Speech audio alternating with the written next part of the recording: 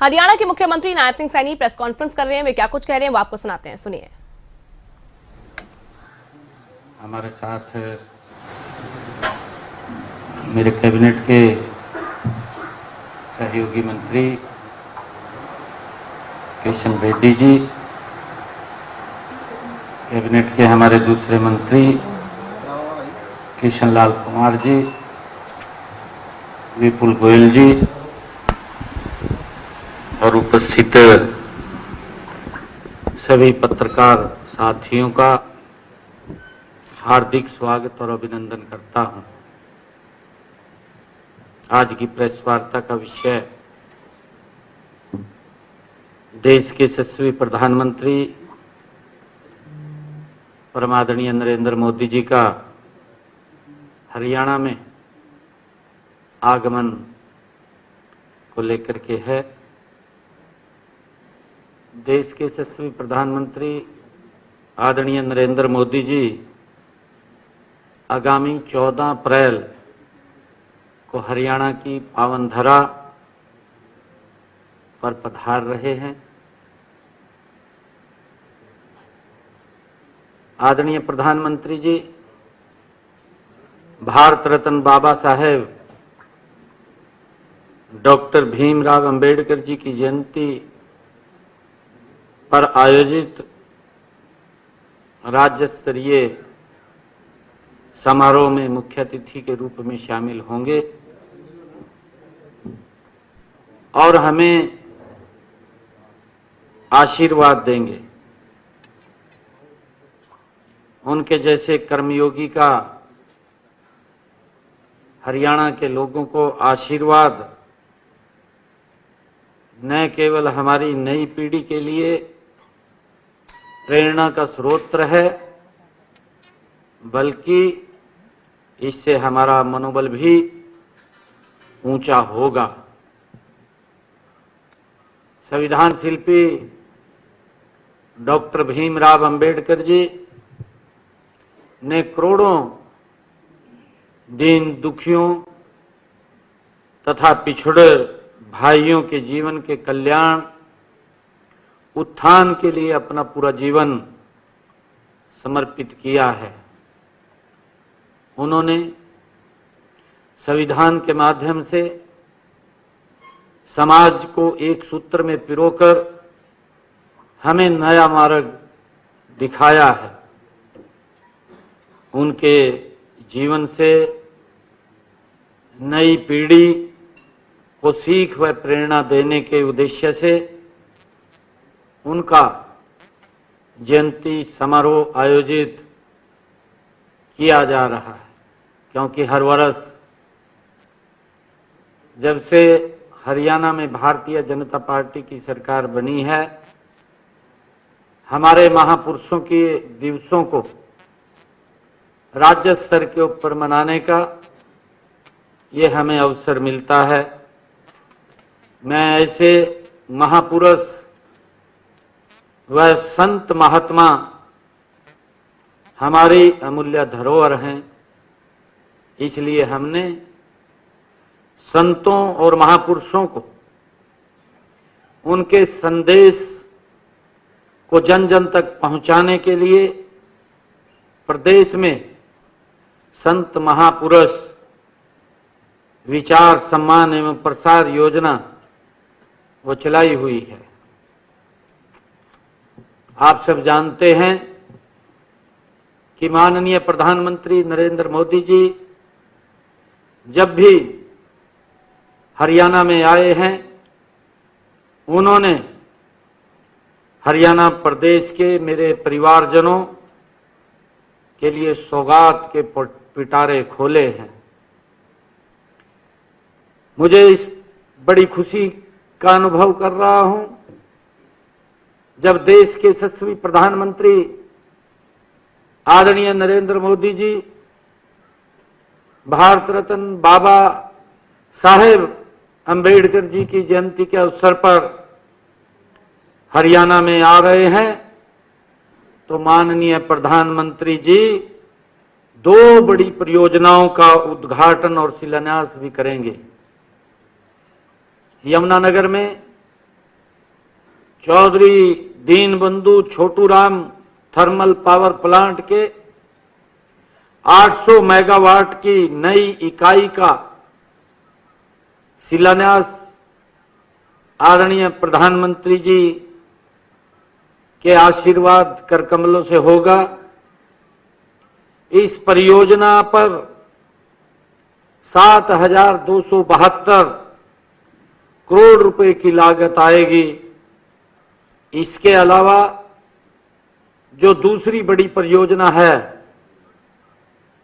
हिसार में महाराजा अग्रसेन हवाई अड्डे से हवाई सेवाओं का शुभारंभ भी अपने कर कमलों से करेंगे।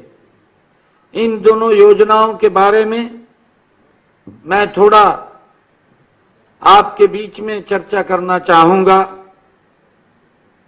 कि अभी भारत सरकार द्वारा ऊर्जा मंत्रालय, Haryana Power Generation Corporation Limited को Deenbandhu Chaudhary Chhoturam thermal power Plant Yamunanagar में 800 मेगावाट की तीसरी इकाई स्थापित करने की हमें अनुमति मिली है। हमने उसका टेंडर भी फ्लॉट हुआ है और आदरणीय प्रधानमंत्री जी के कर कमलों से वो कार्य शुरू हो जाएगा। यह परियोजना यमुनानगर में Dinbandhu Chaudhary Chhoturam thermal power project में 600 मेगावाट के मौजूदा संयंत्र का विस्तार है। इस परियोजना को पूरा करने के लिए 52 महीने का समय सीमा तय की गई है, जबकि वाणिज्य संचालन 48 महीने के अंदर शुरू हो जाएगा। इस इकाई से हरियाणा की घरेलू ऊर्जा उत्पादन क्षमता 3,382 मेगावाट तक बढ़ जाएगी। वर्तमान में राज्य में लगभग 14,000 मेगावाट बिजली उपलब्ध है। इससे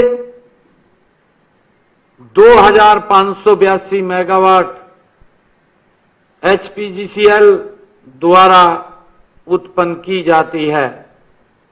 इस परियोजना की जो केंद्रीय पर्यावरण एवं जलवायु परिवर्तन मंत्रालय से भी क्लीयरेंस हो गई है। हरियाणा राज्य पोल्यूशन बोर्ड नियंत्रण बोर्ड से भी इस परियोजना की को मंजूरी मिल चुकी है। और इसी प्रकार देश के यशस्वी प्रधानमंत्री आदरणीय नरेंद्र मोदी जी महाराजा अग्रसेन हवाई अड्डे से हवाई सेवाओं का शुभारंभ अपने कर कमलों से हरियाणा वासियों को नई सौगात देंगे। मुझे खुशी है कि हिसार में महाराजा अग्रसेन जी के नाम से पहला ये हवाई अड्डा, जिसका शुभारंभ देश के यशस्वी प्रधानमंत्री जी के कर कमलों से हो रहा है। यह हवाई अड्डा हिसार में एकीकृत विमानन हब का निर्माण 7200 एकड़ क्षेत्र में किया जा रहा है। इसमें से 4200 एकड़ में हवाई अड्डे और 3000 एकड़ में समेकित विनिर्माण क्लस्टर, इंटीग्रेटेड मैन्युफैक्चरिंग क्लस्टर स्थापित किया जा रहा है। हवाई अड्डे को विकास परियोजना 3 चरणों में पूरी की जा रही है। पहले चरण का काम पूरा हो चुका है। इसमें एक टर्मिनल तैयार है। पहले चरण के काम पर 50 करोड़ रुपए की लागत आई है। दूसरे चरण में 3000 मीटर लंबी हवाई पट्टी बनाई गई है। इससे 180 यात्रियों की क्षमता तक की एयरबस का संचालन किया जा सकेगा। ये हमारा जो हिसार हवाई अड्डे के लिए 13 जून 2024 को 5 शहरों को सेवाएं शुरू करने हेतु अलायंस एयर के साथ हमारा MOU हमने किया था। एयरपोर्ट अथॉरिटी ऑफ इंडिया द्वारा लाइसेंस के लिए केंद्रीय नगर एवं विमानन मंत्रालय महानिदेशालय को 23 जनवरी 2025 को हमने लाइसेंस के लिए आवेदन किया था और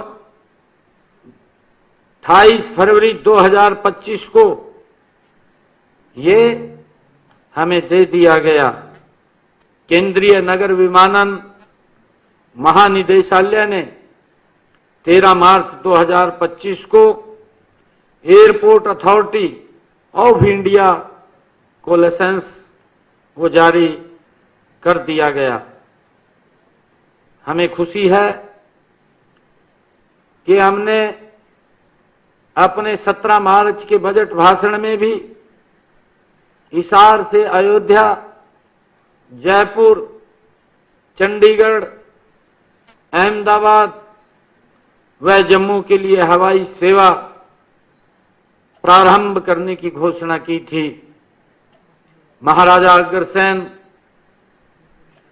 हिसार हवाई अड्डे से हवाई सेवाएं शुरू होने से इन सब शहरों के लिए हवाई सेवा शुरू की जाएगी। माननीय प्रधानमंत्री जी ने हरियाणा की धरा से जो भी अभियान की शुरू किए हैं वो देश में जन आंदोलन बने हैं। देश के यशस्वी प्रधानमंत्री जी ने चाहे स्वच्छता का अभियान हो, चाहे स्वच्छता का अभियान हो, चाहे बेटी बचाओ बेटी पढ़ाओ का अभियान हो, इन सब को बचाने के लिए आदरणीय प्रधानमंत्री जी ने सामाजिक चेतना को ये सब जन आंदोलन बन चुके हैं।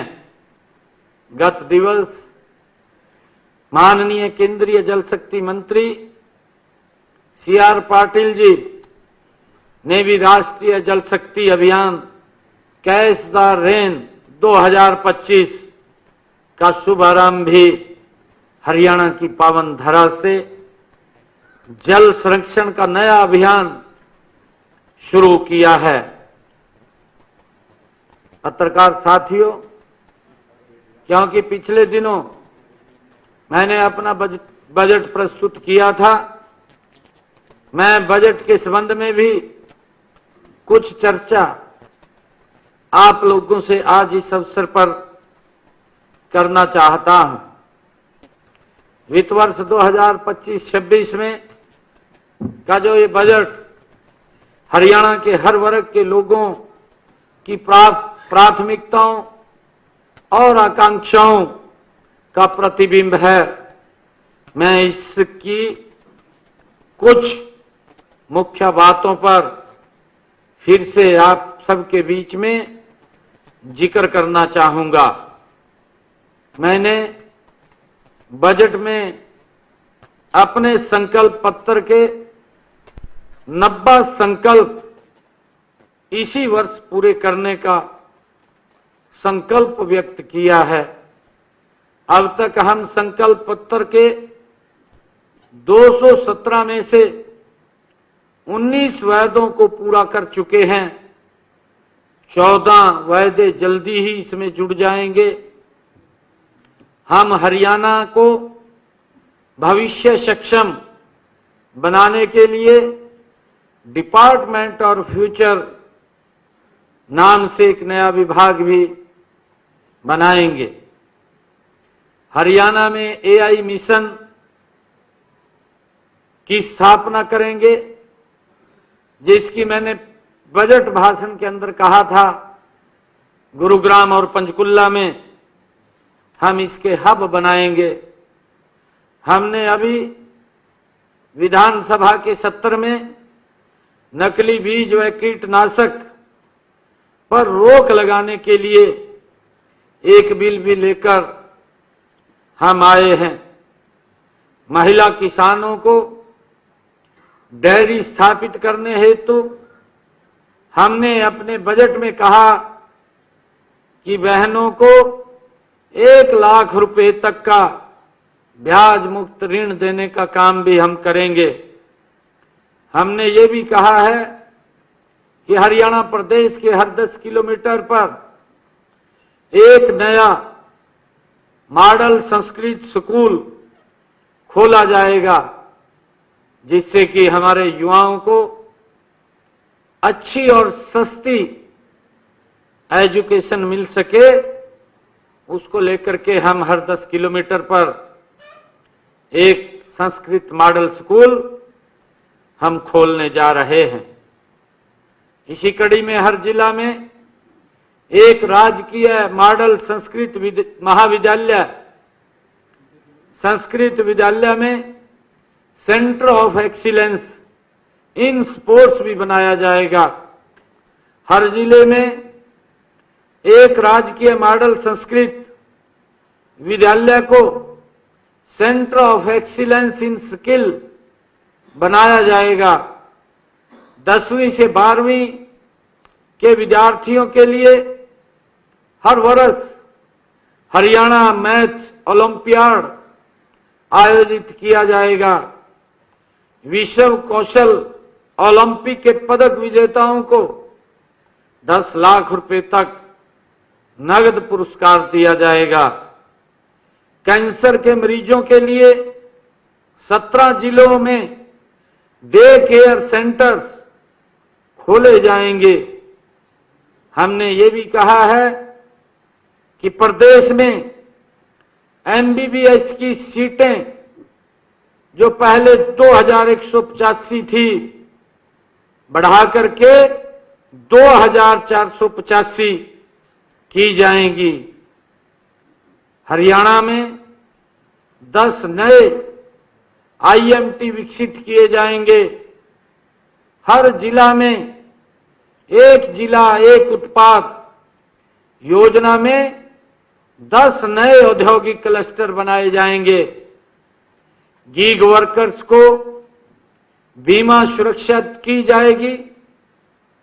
शहरों में 100 करोड़ रुपए का शहरी जल निकासी कोष स्थापित किया जाएगा। हर नगर पालिका में एक खेल परिसर बनाया जाएगा।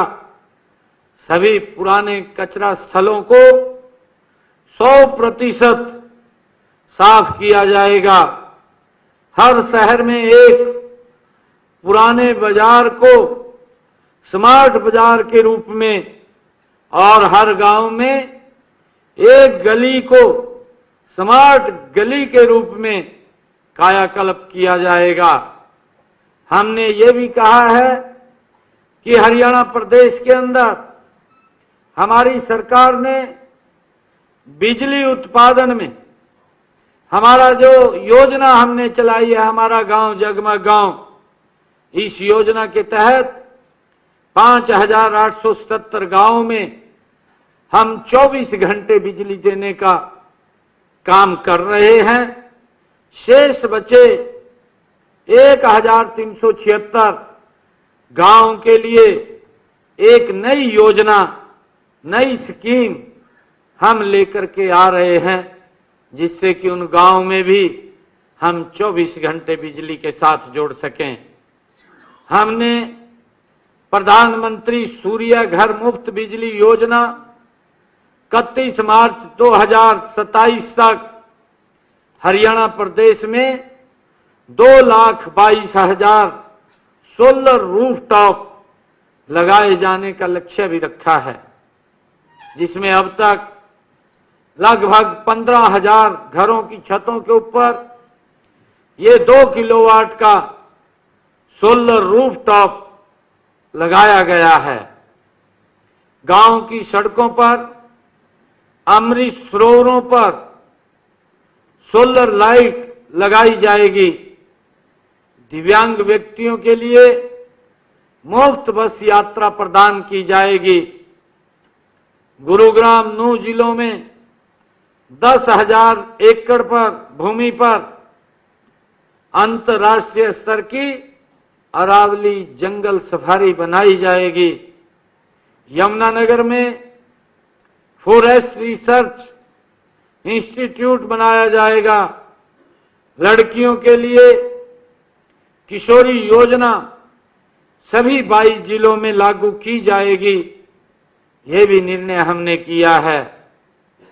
2000 आंगनवाड़ी केंद्रों को प्ले वे स्कूल में बदला जाएगा। 2000 आंगनवाड़ी केंद्रों को सक्षम आंगनवाड़ी केंद्र में बदला जाएगा। 1 अप्रैल से सभी 21 प्रकार की दिव्यांगताओं के लिए वित्तीय सहायता प्रदान की जाएगी। हमने कल ही, क्योंकि हमने अपने बजट में भी इस बात की घोषणा की थी, हरियाणा प्रदेश के ऐसे करदाताओं की सहूलियत के लिए सरकार वन टाइम सेटलमेंट योजना, जिसका कल मैंने कुरुक्षेत्र से शुभारंभ किया, हरियाणा प्रदेश के लाखों ऐसे हमारे व्यापारी जो जिस लिटिगेशन के अंदर थे, उसको लेकर के OTS one time settlement scheme हम लेकर के आए हैं। कल मैंने कुरुक्षेत्र से उसको लॉन्च किया है।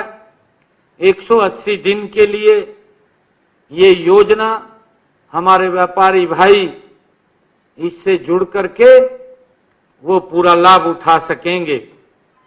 हमने जो 1 लाख रुपए से लेकर के 10 लाख रुपए तक जो हमारे छोटे व्यापारी हैं, जिनके लिटिगेशन के टैक्स के मामले कोर्ट में हैं, उसका मूल का 1 लाख तो माफ होगा, उसका पूरा पेनल्टी और ब्याज भी माफ होगा, और उसके साथ साथ उसको 40% उस मूल का देना होगा। ये निर्णय हमने किया है।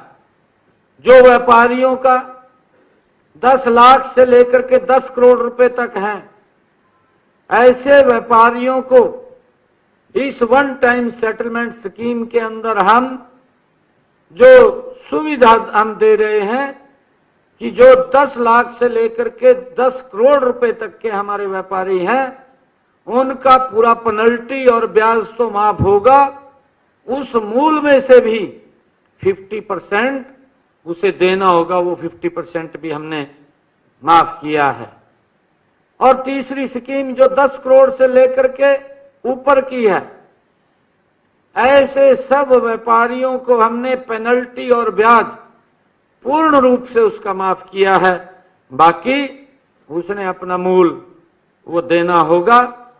मुझे ये पूर्ण विश्वास है हमारे हरियाणा प्रदेश के व्यापारी इस स्कीम का लाभ उठाएंगे और लाभ उठा करके उस लिटिगेशन को वो समाप्त करेंगे। हमने ये भी निर्णय किया है कि पिछले 3 से 4 वर्षों के ऑडिट एक ही बार में किए जाएंगे, ताकि व्यापारियों को बार बार दफ्तरों के चक्कर न लगाने पड़े। हरियाणा के कर्मचारियों को यूपीएस का लाभ दिया जाएगा। माननीय प्रधानमंत्री नरेंद्र मोदी जी के सबका साथ, सबका विकास, सबका विश्वास और सबका प्रयास विजन के साथ हमारी सरकार हरियाणा को विकसित करने, तेज गति से कार्य करने के लिए कटिबद्ध है। आदरणीय प्रधानमंत्री जी का जो विजन है 2047 तक भारत को गति से विकसित राष्ट्र बनाना, हरियाणा भी उनके साथ कंधे से कंधा मिला करके विकसित हरियाणा के साथ साथ विकसित भारत में अपना महत्वपूर्ण योगदान देगा।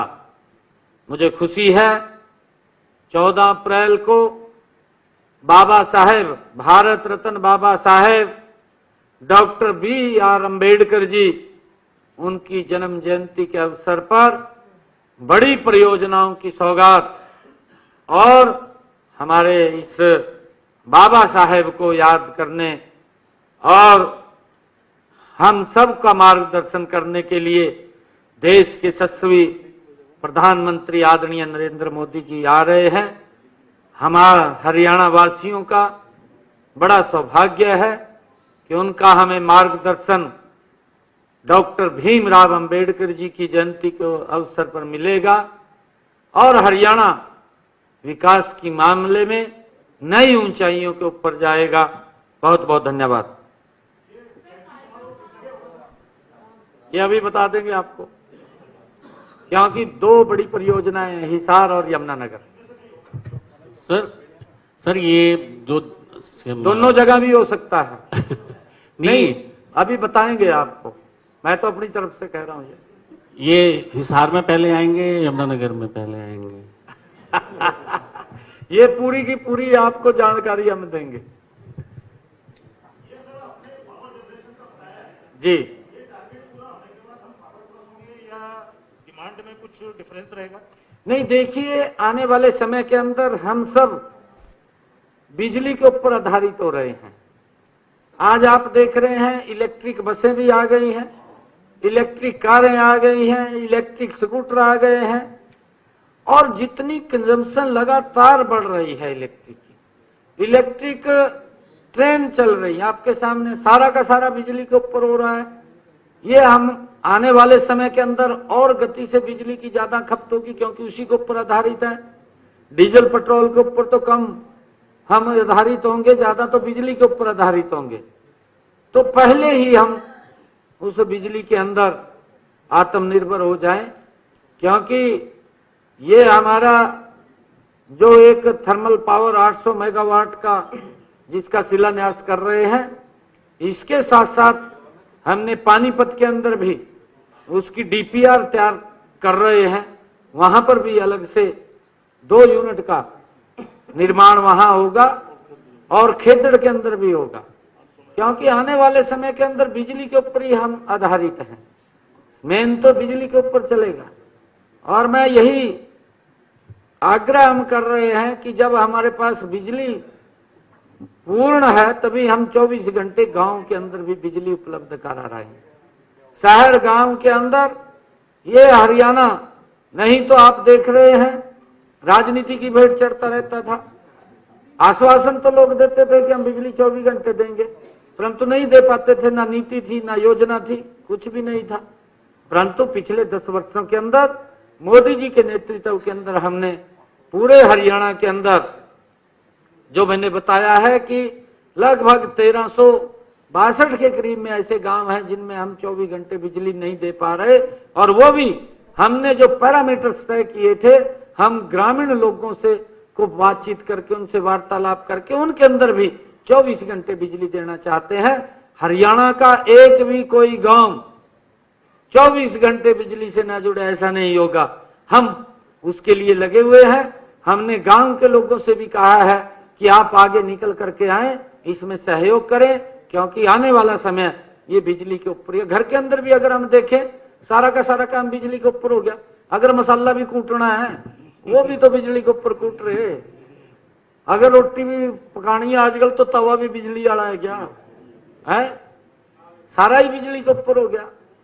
अगर पहले तो हमारी माताएं बहनें लस्सी भी अपने आप रिड़कती थी, परंतु वो भी बिजली के ऊपर हो गया। सारा का सारा बिजली के ऊपर हो गया। घर के जितने काम हैं, पहले तो हम चूल्हे के ऊपर पानी रख करके नीचे लकड़ी लगा करके पानी गर्म कर लेते थे, परंतु गीजर लग गए। गीजर लग गए तो बिजली की खपत है। तो क्योंकि हर घर के अंदर भी बिजली की कंजम्पशन है और उसके अंदर बिजली के ऊपर हम लगातार मजबूती से काम कर रहे हैं। सीएम साहब, दो क्वेश्चन है कि एक तो महाराजा अग्रसेन एयरपोर्ट का तो उद्घाटन करेंगे, अंबाला एयरपोर्ट का क्या स्टेटस है? कि अंबाला एयरपोर्ट का भी कह रहे थे कि कंप्लीट हो गया है, तो हाँ लगभग उसके भी कंप्लीटी की तरफ है। अभी हमारे पास दो ये, क्योंकि इसकी पूरी की पूरी सारे कागज पूरे हुए, एनओसी हिसार की आई है और हमारा जो थर्मल पावर का उसकी एनओसी जो पोल्यूशन से मैंने चर्चा की है, वो पोल्यूशन की वो भी आ गई है। क्योंकि आदरणीय प्रधानमंत्री जी जब आ रहे हैं तो बड़ी परियोजनाएं हैं दोनों, और डॉक्टर भीमराव अंबेडकर जी की जन्म जयंती के अवसर पर बड़ी सौगातें हरियाणा के लोगों को मिलेगी, हम सबका सौभाग्य है। सीएम साहब, दूसरा क्वेश्चन ये है कि गन कल्चर पर जो गाने हरियाणा के अंदर चल रहे हैं उनको रोक लगाने की सरकार ने अब पहल कर दी है, साइबर डिपार्टमेंट उन गानों को हटा रहा है। कोई ऐसा कानून भी सरकार बना सकती है कि गन कल्चर के गाने ना प्रमोट किए जाएं, जिससे कि युवा भटक रहा है, बंदूकें लेकर के लहराते हैं, हवा में लहराते हुए नजर आते हैं, तो कोई ऐसा कानून भी सरकार ला सकती है? आज नहीं, देखिए जब उसकी आवश्यकता पड़ेगी तो जरूर लेकर के आएंगे, परंतु क्योंकि सभ्य समाज के लिए, क्योंकि बहुत सारे इस भारत मां से प्रेम करना चाहिए और समाज को एक ऐसी दिशा दें, ये समाज का ही दायित्व होता है। क्योंकि कई चीजें ऐसी होती हैं, फिल्मों का कल्चर जब आता है आप देखते हैं, लोग फिल्मों से भी प्रेरणा लेते हैं, आपके सामने है, क्योंकि अब फिल्म के से प्रभावित होते हैं लोग, फिल्मों से, गानों से। अच्छे गाने होंगे तो समाज को एक दिशा भी मिलेगी। मुख्यमंत्री जी 2022 में आपने लोकसभा में वक्फ बिल को लेकर के सदन में ये मामला उठाया था। अब सरकार ने जो है, मतलब वक्फ बिल लाने के लिए आपने ये मामला सदन में उठाया था, वक्फ बिल को लेकर के। अब केंद्र सरकार इस पे बिल लेके आ रही है, लेकिन जिस तरह की मुख्यमंत्री नायब सिंह सैनी तमाम मुद्दों पर बोलते हुए नजर आए। प्रेस कॉन्फ्रेंस के माध्यम से प्रधानमंत्री नरेंद्र मोदी के दौरे का भी जिक्र करते हुए नजर आए। पीएम मोदी 14 अप्रैल को हरियाणा आ रहे हैं, मुख्यमंत्री नायब सिंह सैनी की तरफ से जानकारी दी गई। पीएम मोदी हिसार में हवाई सेवाओं का शुभारंभ करेंगे।